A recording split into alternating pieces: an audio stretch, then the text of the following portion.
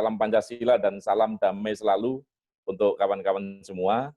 Dan salamnya penghayat adalah Rahayu. Rahayu artinya adalah selamat, bahagia, dan santosa. Semoga semua kawan, semua bapak, masyarakat kita selalu bahagia dan sentosa. Sebelum saya menyampaikan Sangkan Paraning Dumati, saya akan menjelaskan tentang hakikat ajaran penghayat kepercayaan. Itu ada 3, yaitu tentang konsep Sangkan Paraning Dumati, terus yang kedua tentang Manunggaling Kawulolan Gusti, lalu yang ketiga adalah tentang Memayu Hayu Bawono. Nah, di sini perlu saya jelaskan bahwa saya sebagai Presidium Majelis Luhur Kepercayaan terhadap Tuhan Yang Maha Esa, konsep ini adalah dipakai oleh seluruh penghayat kepercayaan yang ada di seluruh Indonesia. Jadi ketiga hal ini, kalau Bapak Ibu mengenal ajaran penghayat, pasti juga mereka akan mengenal kata-kata ini. Termasuk kalau Bapak Ibu di Kaharingan, di Kalimantan, atau di Watuteru di Lombok, atau mungkin Mapurundu di Mamas, Sulawesi Barat, atau mungkin Parmalim di Sumatera Utara, atau bahkan bambu kuning yang di Bali, maka Bapak Ibu akan dikenalkan dengan 3 konsep ini. Cuman bahasa yang memang bahasa daerah mereka. Nah, ini mau melakukan apa, dan yang ketiga tujuan akhir kita mau kemana. Jadi di dalam konsep Sangkan Paraning Dumati, asal mula manusia, saya akan menjelaskan seperti gambar yang ada di sini. Mohon maaf, kelihatan nggih, Pak? Terlihat, Pak. Ya. Ini adalah empat unsur, 4 unsur ini. Yang atas ini bahwa asal mula manusia itu berasal dari nur cahaya Tuhan. Terus kanan dan kiri ini adalah pelantar adanya manusia, adanya kehidupan adalah Bapak dan Ibu. Terus yang bawah ini adalah sari-sari bumi. Maka di dalam unsur 4 ini, ketika Bapak Ibu melakukan hubungan, tugasnya sebagai suami istri, lalu ada nur cahaya, ada nur cahyo, dan ada sari-sari bumi di dalam rahim sang ibu, maka itulah akan mewujudkan manusia. Ada sikut dan ada jabang bayi yang ada di rahim ibu. Dia jadi unsur nur cahaya Tuhan, kanan kiri adalah pelantar popo dan ibu, yang di bawah ini adalah sari-sari bumi. Maka di dalam ajaran Sabta Dharma, ini mohon maaf saya akan menjelaskan konsep Sangkan Paraning Dumati sejaran Koronan Sabta Dharma. Maka di dalam ajaran Koronan Sabta Dharma, di tubuh manusia, karena terjadi dari 4 unsur, maka di situ ada nur cahaya tadi yang asalnya dari cahaya Tuhan. Itu kalau orang warga Sabta Dharma mengatakan itu di dalam diri kita ini ada nur suci. Jadi setiap manusia itu mempunyai nur suci. Kalau Sabta Dharma mengatakan itu adalah namanya Yang Maha Suci. Namanya Yang Maha Suci. Lah nur suci ini, yang namanya Yang Maha Suci, itu mereka membimbing saudara-saudaranya. Ya, nah ini di dalam diri kita ini ada sedulur ini. Kalau di situ ada warna hitam, merah, kuning, dan putih. Ya, hitam itu adalah sedulur yang namanya angkara murka. Jadi saudara yang sangat mempengaruhi manusia sehingga mereka bersifat mempunyai watak angkara murka. Lalu yang merah ini adalah amarah, karena di dalam manusia itu mempunyai rasa amarah. Lah ini dia punya sedulur itu. Oh iya, mohon maaf. Kalau warna hitam itu dipengaruhi oleh sari-sari bumi, karena tadi di bawah ini adalah sari-sari bumi asal mula manusia. maka warna hitam, sedulur manusia, manunggal dengan kehidupan kita, dengan jiwa kita, dengan sukma kita, maka warna hitam ini sangat dipengaruhi dengan unsur-unsur bumi atau tanah. Lalu merah, merah ini adalah dipengaruhi oleh unsur-unsur api. Dan kuning, kuning ini adalah saudara yang mempunyai sifat keinginan, nafsu pepinginan gitu. Nah, di dalam warna kuning ini dipengaruhi oleh sari-sari air. Dan putih itu adalah nafsu kesucian, dan mereka dipengaruhi, nafsu suci ini dipengaruhi oleh sari-sari bumi yang namanya angin atau hawa atau udara begitu. Ya, nafsu ini adalah suci tapi masih memiliki kenafsuan. Karena biasanya ini, maaf ini, nafsu putih itu kalau menurut konsep Sabta Dharma, orang-orang yang selalu untuk mengutamakan dirinya sendiri. Artinya bahwa kalau di dalam ajaran Sabta Dharma itu, dia itu hanya tanggar saja, hanya sujud saja, memuliakan dirinya sendiri. Tetapi dia tidak pernah melakukan dharma. Ya. Jadi misalnya dia seorang tokoh spiritual Sabta Dharma misalnya, dia hidupnya itu hanya di sanggar, tetapi dia tidak pernah mendoakan orang lain, tidak pernah mendharma baktikan kehidupannya, tidak bermanfaat untuk sesama. Bahkan dia berdoa untuk orang lain aja merasa bahwa itu adalah dosa. Itu ada yang konsep seperti ini.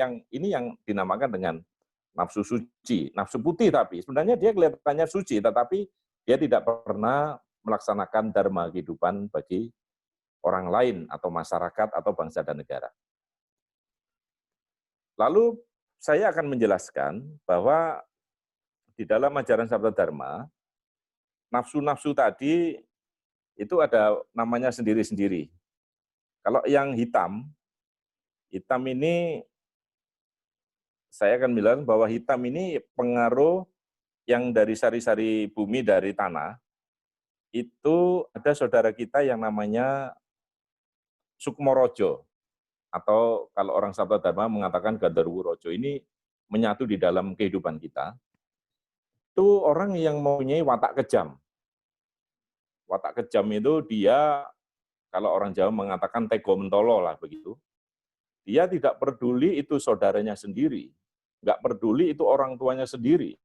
Kalau sudah benci, dia tidak melihat itu, bahkan pada orang lain pun dia kejam gitu.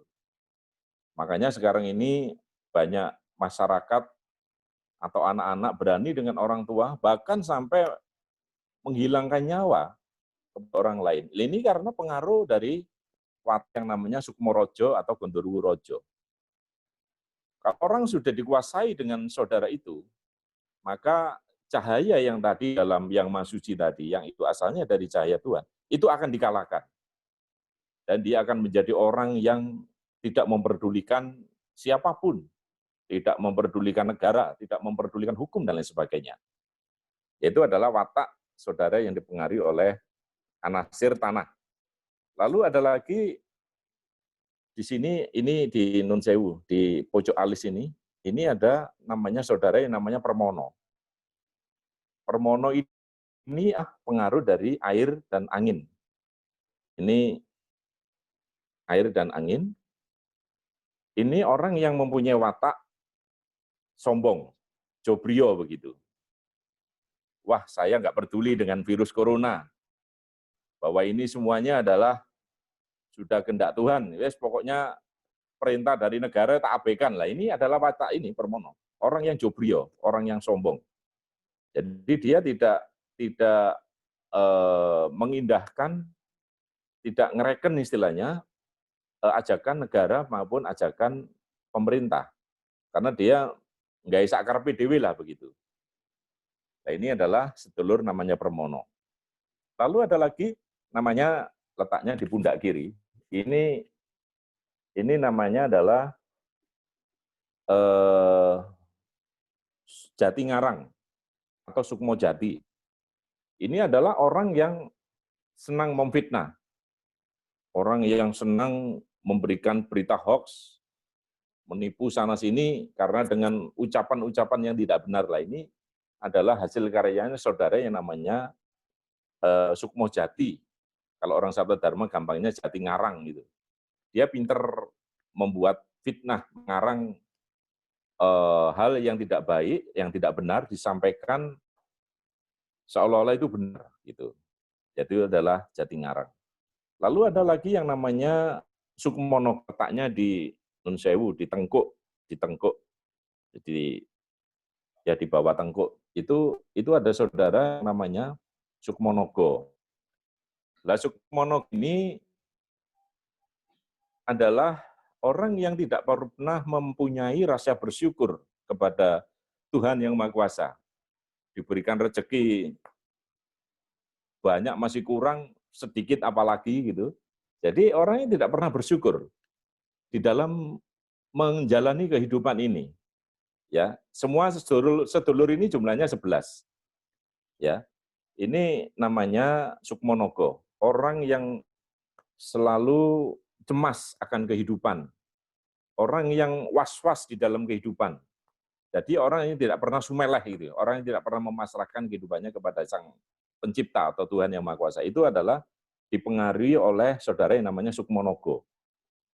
Lalu ada lagi letaknya di dada, ini namanya sedulur Bromo. Bromo ini adalah pengaruh dari sari-sari bumi yang namanya anasir api, orang yang gampang mau memarah. Ya, orang kalau dia sudah mendengar sesuatu, melihat sesuatu, langsung diterima oleh mata, langsung digerakkan oleh pikiran, dan akhirnya saudaranya Bromo ini bergerak. Ini amarah. Jadi kalau sekarang ini zaman Kolobendu, nah ini pengaruh yang paling kuat adalah anasir dari anasir api, ya. Orang gampang marah, gampang ya begitulah. Terus ada lagi Bayu. Ini adalah anasir angin yang ada di dalam diri kita. Lah Bayu ini orang yang tidak pernah menerima saran dari orang lain. Ini tugas saudaranya ini namanya ngeyel. Kalau diberitahu itu ngeyel. Pokoknya ngeyel lah begitu. Siapapun dilawan. Ini Bayu. Lalu ada lagi Indah. Indro ini adalah air. Ini pengaruh dari air. Wataknya itu Indro ini dia tidak pernah Indro ini adalah pemalas. Orang yang tidak pernah berinovasi, orang yang tidak pernah melakukan kegiatan-kegiatan terkait dengan pekerjaan, ya, mempunyai nilai. Dia selalu malas, adanya cuma tidur. Nah, ini Indro, saudara yang pengaruh dari Indro. Lalu ada lagi Mayangkoro. Mayangkoro ini letaknya di Puser. Ini adalah pengaruh dari tanah atau dari bumi, anasir bumi. Ini yang tadi saya sampaikan adalah orang yang orang yang tidak pernah cukup. Dia itu angkara murka. Ini wataknya Mayangkoro itu Nun Sewu. Kalau di dalam pewayangan Jawa itu dari kera dia. Ya. Anoman tapi yang belum diruat, ya, belum diruat oleh Nur yang Maha Suci, maka dia liar begitu. Nah ini wataknya seperti itu. Angkara murka, punya kekayaan tetapi masih saja dia berbuat yang tidak baik kepada orang lain. Nah ini Mayangkoro. Lalu ada lagi Sukmoroso. Sukmoroso itu dari pengaruh air, letaknya di tempong. Tempong itu, mohon maaf, ini kalau orang Jawa itu bokong kanan kiri itu tempong. Nah di situ Sukmoroso. Sukmoroso itu adalah orang yang selalu berprasangka buruk kepada orang lain. Perasaannya itu terlalu sensitif begitu. Sukmoroso ini kalau misalnya saya bicara dengan orang lain misalnya, lalu ada orang lain yang mempunyai prasangka buruk, itu lo lihat, Pak Nain itu ngerasani saya, Pak Nain berbisik-bisik berarti Pak Nain itu nggak seneng sama saya. Ini adalah saudara yang digerakkan oleh yang namanya Sukmoroso. Ya, saudara itu membuat orang sensitif. Lalu ada lagi Bagindo Kilir, itu adalah letaknya di sini, di epek-epek ini. Orang yang tidak mau, apa ya, dia pemalas, dia hanya ini, apa ya, nggak pernah krido lumai ngasto, nggak pernah beramal atau berdharma. Tetapi yang ada itu hanya minta-minta ini, minta-minta kepada nah, ini yang tidak diperbolehkan oleh ajaran Sabda Dharma, karena ajaran Sabda Dharma ini intinya adalah keseimbangan rohani dan jasmani. Kalau rohaninya sudah cukup, maka jasmaninya juga harus mendukung begitu. Lalu Bapak Ibu, Bapak-bapak sekalian, mohon maaf ini. Nah, di sini hitam, merah, kuning, dan putih ini ada semar. Semar ini bukan berarti orang Sabda Dharma nyembah semar, bukan. Semar ini adalah lambang bahwa di dalam diri kita ini adalah ada yang namanya nur yang maha suci. Tadi yang berasal dari nur cahaya itu, ya ini dinamakan semar. Ini di dalam ajaran Sabda Dharma dinamakan yang maha suci. Dia tugasnya ngomong 11 saudara tadi, yang saya sampaikan asalnya dari sari-sari bumi tadi. Dia tugasnya ngomong itu. Jadi di dalam kehidupan ini, maka setiap manusia kalau dia bisa ngomong saudara 11-nya itu, maka dia akan menjadi orang yang bijaksana, orang yang bisa jadi contoh orang lain. Nah ini di dalam dirinya sebab ada yang namanya semar, ada yang maha suci. Dia yang mengontrol, atau kalau di dalam istilah contoh-contoh yang ada itu biasanya dia dilambangkan dengan seorang kusir, pengendali kereta dan kuda. Ya, jadi dia adalah kusirnya. Kalau dia tidak bisa mengendalikan kudanya, lah kuda ini diumpamakan saudara 11 tadi, yang berasal dari sari-sari bumi, maka kehidupannya akan kesasar berasar begitu. Maka kusir ini adalah artinya adalah si semar ini yang maha suci. Supaya kelak kehidupannya akan menjadi kehidupan yang sesuai dengan hakikat ketuhanan.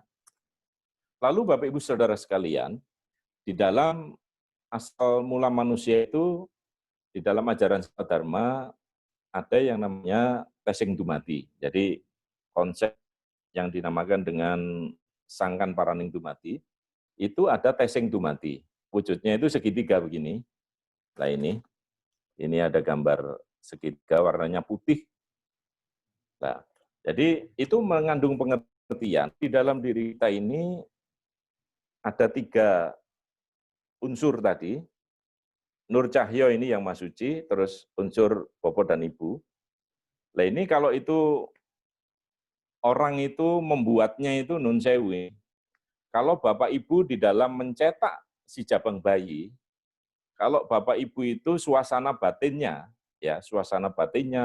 suasana jasmaninya, ketika dia tidak sesuai dengan kehendak Tuhan, maka yang diturunkan, bayi yang diturunkan nanti, itu hasilnya juga kurang baik.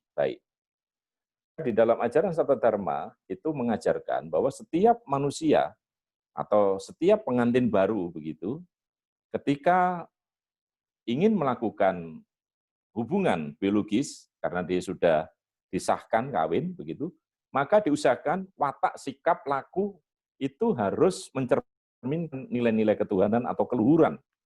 Supaya di dalam 3 unsur tadi, ketika ini menjadi manusia yang ada di dalam kandungan ibu atau di dalam rahim ibu yang wujudnya namanya sikut, maka itu akan menjadi calon-calon satria utomo, menjadi orang-orang calon orang luhur begitu. Nah, ini dipengaruhi oleh 3 unsur tadi, 3 putih tadi, tiga. Jadi di dalam diri kita ini juga sangat dipengaruhi oleh gen orang tua kita. Lalu Bapak, Ibu, dan Saudara sekalian, kalau saya menyampaikan bahwa ini adalah asal mula manusia menurut konsepnya ajaran Quran dan Sabda Dharma dan ajaran penghayat kepercayaan pada umumnya, lalu yang penting adalah setelah kita menjadi seorang manusia, dilahirkan dari bayi, anak-anak, remaja, dewasa, dan orang tua, ini yang penting adalah bagaimana kita menjadi manfaat bagi orang lain. Ya kalau menjadi anak-anak, ya manut kepada orang tua, tugasnya adalah belajar, ya belajar yang tekun. Kalau menjadi seorang remaja, ya menjadi remaja yang baik. kalau menjadi orang dewasa atau menjadi orang tua, jadilah orang tua yang baik. Sebab anak-anak sekarang ini, kalau saya melihat, rusaknya dunia ini kadang-kadang juga dari orang tua, karena orang tua itu kadang ini mohon maaf, hanya bisa bercerita, hanya bisa menyampaikan, hanya bisa ngomong, tetapi tidak dibarengi dengan sikap perilaku yang luhur. Maka ketika anaknya nanti rusak, itu jangan menyalahkan anaknya. Yang dilihat adalah introspeksi atau mawas diri pada diri kita. Ketika dia bisa mawas diri, maka orang tua akan menjadi orang tua yang baik dan bisa dicontoh oleh anak-anak sekarang. Lalu Bapak, Ibu, dan Saudara sekalian, saya akan menyampaikan bahwa di dalam konsep kita mengendalikan saudara tadi, kalau tadi sama kusir mengendalikan kuda, itu caranya di Sabta Dharma ya dengan cara ini, dengan cara sujud ini. Kalau laki-laki bersila, kalau perempuan timpuh, begitu. Nah, gitu. Lalu setelah itu tahapan yang kedua dia akan membungkuk seperti ini. Ya. Nah, itu adalah cara untuk melakukan mawas diri terhadap kehidupan kita. Nah, ini harus dilakukan 1 hari minimal 1 kali, karena ajaran sujudnya Sabta Dharma itu ya nun sewu, karena kita mengendalikan nafsu, mengendalikan unsur hitam, merah, kuning, putih tadi, maka sujudnya agak lama, relatif lama, karena itu kita kendalikan rasa ini, dan ketika yang namanya suwung, ketika saudara nafsu ini sudah kita kendalikan, yang ada adalah hanya rasa suwung itu kosong, karena di dalam kehidupan ini, masyarakat penghayat kepercayaan khususnya Sabta Dharma, mengenal Tuhan itu bisa dikenal ketika kita suwung, ketika kita betul-betul kosong, yang ada hanya cahaya, yang ada adalah kehidupan yang bahagia, kehidupan yang sentosa dalam diri kita, karena diri kita tidak dikuasai oleh nafsu. Nah, ini sangkan paraning. Lalu, kita mau apa di dalam kehidupan ini? Kalau orang sudah bisa mengendalikan nafsu dirinya yang ada di dalam pribadi yang diwujudkan dengan 11 saudara tadi, maka di dalam kehidupan kita akan bisa mendharma baktikan kehidupan kita. Kita akan bermanfaat dalam kehidupan ini karena suasana COVID. Nah, ini apa yang harus dilakukan oleh warga Sabta Dharma? Nah, ini yang dilakukan yang pertama kali adalah kita melakukan sujud permohonan kepada Tuhan Yang Maha Kuasa. Ya, kita melakukan edaran kepada warga Sabta Dharma seluruh Indonesia bahwa dalam menghadapi COVID ini kita melakukan sujud di rumah kita masing-masing sesuai dengan anjuran pemerintah, lalu kita satukan tekad dan niat kita. Nah, ini karena, mohon maaf ini, karena ajaran warga Sabta Dharma sudah berkembang di seluruh Indonesia, kita tentukan jamnya. Selama 3 hari, bahkan ada yang sampai 7 hari. Itu jamnya adalah jam 7, jam 9, jam 11. Jadi 1 hari itu 3 kali sujudan malam, jam 7, jam 9, jam 11 malam. Kita memohon kepada Yang Maha Kuasa, agar bangsa ini, masyarakat Indonesia, negara kesatuan Republik Indonesia diberikan kekuatan. Yaitu wujudnya adalah sujud yang tadi saya berikan contoh tadi. Lalu yang kedua, kita harus tanggap insaksmito kepada saudara-saudara kita yang membutuhkan, karena memang dampak dari COVID ini terutama dampak ekonomi. Jadi Bapak, Ibu, dan saudara sekalian, edaran yang kami sampaikan kepada seluruh pengurus warga Sabta Dharma di Indonesia, seluruh Indonesia, agar kita tanggap insaksmito, kita membantu saudara kita, kawan kita, yang mereka terlihat bahwa mereka sangat membutuhkan ekonomi, ini harus dibantu. Jangan alasan tidak mempunyai uang. Nah, jadi ini harus dharma yang harus wajib dilakukan. Karena Bapak Ibu, saya prihatin kemarin di Koran itu ada yang satu keluarga itu bunuh diri gara-gara pengaruh dari ekonomi ini. Lalu yang ketiga, setelah doa kita bisa laksanakan, dapat laksanakan, terus kita membantu orang lain, Lalu yang ketiga adalah kita menjadikan contoh kepada keluarga kita di masing-masing rumah, lingkungan RT RW kita, yaitu melakukan dan melaksanakan perintah dari aturan-aturan pemerintah yang namanya PSBB. Kita pakai masker, kita cuci tangan, kita menjaga jarak. Lah ini. Sebab ini saya melihat banyak orang-orang yang tadi, jobrio atau sombong tadi. Mereka nggak memperdulikan aturan itu, wes nyowo itu tergantung Gusti Allah gitu. Lah ini yang akhirnya COVID ini nggak tambah turun kalau di Jawa Timur, tambah naik ya karena banyak orang-orang yang jobrio tadi. Ya tidak memberikan contoh yang baik. Jadi ketiga hal ini Bapak Ibu yang sudah kita lakukan dan yang keempat adalah harmonisasi terhadap alam semesta. Jadi di dalam konsep Sato Darmo, COVID ini adalah wujud daripada harmonisasi alam semesta. Alam semesta melakukan recovery terhadap alam semesta itu sendiri. Ya, atau kalau di dalam handphone atau laptop atau komputer gitu, dia restart begitu, melakukan harmonisasi terhadap kehidupan alam semesta. Karena sebenarnya yang membutuhkan alam semesta itu adalah manusia. Tetapi karena sikap dan watak manusia yang melakukan hal-hal yang buruk tadi, maka dia ya seperti itu, akhirnya adanya COVID ini. Nah, ini adalah Purwo, Madya, dan terakhir adalah Wasono, kemana ketika kita akan pergi ketika Tuhan mengambil ruh kita atau nyawa kita. Nah, ini di dalam ajaran Sato Darmo ada alam yang namanya alam halus dan alam langgeng. Ya mohon maaf kalau saya mengilustrasikan alam halus itu alamnya, kalau bapak-bapak mungkin alamnya neraka, alam langgeng ini adalah alamnya kasuwargan, dan sebenarnya ada lagi alam satu yang di atasnya alam langgeng itu adalah alam penyatuan. Dia sudah, ketika dia di dalam kehidupannya bisa melaksanakan dharma, melaksanakan amal dengan baik sesuai dengan konsep ketuhanan, maka ruh yang asalnya dari nur cahaya Tuhan tadi akan kembali kepada cahaya Tuhan lagi. Dan Bapak Ibu, mohon maaf, itu waktunya agak panjang ini, Pak Nuk dan Mas moderator.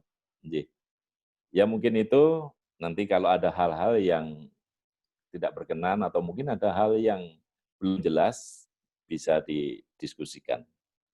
Matur nuwun atas waktunya, dan saya selalu mohon kepada Tuhan Yang Maha Kuasa, semoga bapak-bapak yang mempunyai watak luhur di dalam grup ini yang dimotori oleh Pak Nuk dan kawan-kawan, Yang Maha Kuasa selalu memberikan anugerah dan tentunya memberikan rasa kebahagiaan dan kedamaian sampai alam yang lain.